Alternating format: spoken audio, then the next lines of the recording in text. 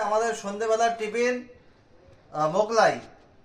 এটা 1 নম্বর প্ল্যাটফর্মের খুব কাছে হৃদয়পুরে অর্পিতা রোল সেন্টার নামে পরিচিত।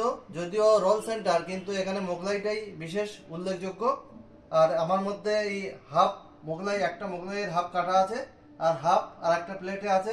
এর সঙ্গে পরিমাণ মতো স্যালাড আছে এবং তরকারিও রয়েছে। এবং মোগলাইটা আগেও অনেকবার খেয়েছি, খেতে খুব সুস্বাদু। এই মোগলাইটার দাম হচ্ছে 60 টাকা।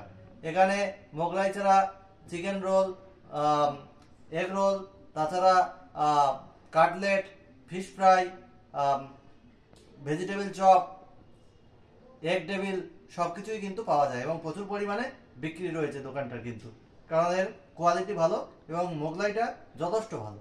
এরকম মোগলাই আমি খুব একটা খাইনি আগে কোনো জায়গায়। দেখি একটু খেয়ে কেমন লাগে, তরকারির সাথে মোগলাই আর স্যালাড একটু টেস্ট করে দেখি। বাহ, সে একই রকম টেস্ট রয়েছে, কিন্তু সত্যি সুন্দর লাগছে।